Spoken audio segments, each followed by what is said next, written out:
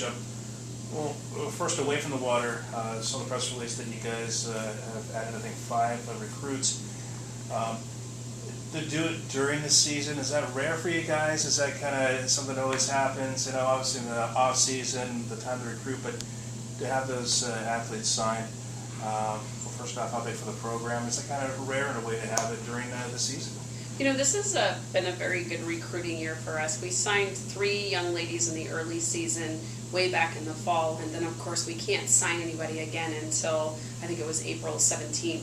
So these are young ladies that we've been talking to probably since last year, all through the course of the season. And you know, what we've seen in rowing is that there are a lot of programs that are offering athletic scholarships, 20 full rides in Division I, that big offers come in very late, so sometimes as late as July and August. So we really felt it was important to be recruiting the type of athlete that was going to do well at Humboldt State, that really wanted to come to Humboldt State because we had high caliber academics and that they were in love with the sport of rowing.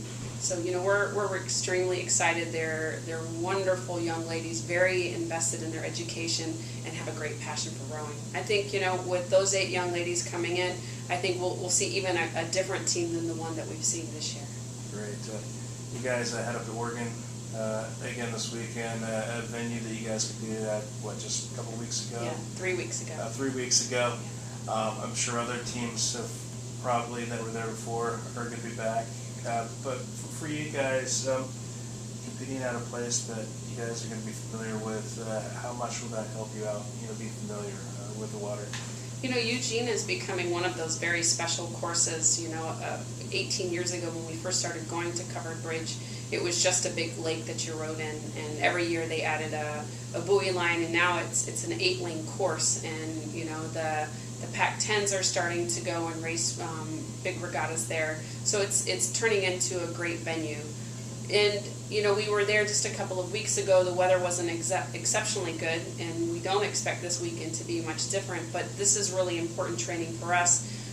You know, it's windy in Eugene, and we know that nationals are being held in Indianapolis this year, and it didn't get the nickname Windy Indy for nothing. So, you know, I think we really have to learn how to row well in poor conditions, and when we were there a couple of weeks ago, we did not perform well across the board in most of our events because such a strong headwind. And you know, that's where your fitness plays a large role of, you know, normally if your race is 7 minutes long and it takes you 7 minutes and 40 seconds to get through the course, obviously you're going to be using another gear. A young team that you got, definitely a lot of learning going on along the way. What do you feel like the team learned from the last time out in Oregon?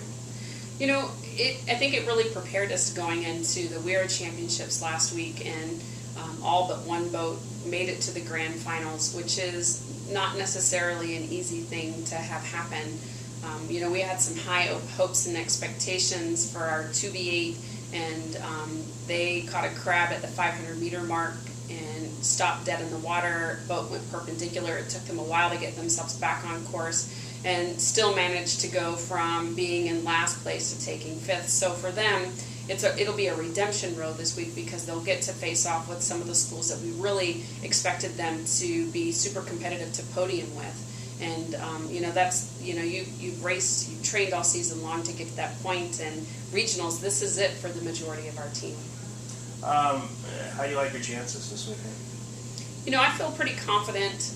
You know, we've got 2 different strategies going into this weekend. We have the group of young ladies that are traveling to the Dad Vail Regatta in Philadelphia, and their training strategy is going to be different. We're going to train through the whole week pretty heavily, and anticipating that our fitness will carry us through regionals, and then, you know, try to hit it another day or 2 pretty hard next week, and then they fly to Philadelphia. So, you know, we'll leave Humboldt on Tuesday, we'll fly to Philly on Wednesday, we'll race in that big regatta, come back, and then that gives us about 2.5 weeks before nationals. For the ladies that this is the end of the road for regionals, you know, of course, we'll continue to, you know, kind of work on the execution of the race plan, and making sure that, you know, we're not training them through, that we're really kind of pulling back, preparing them. The taper really was successful for us at WERA's.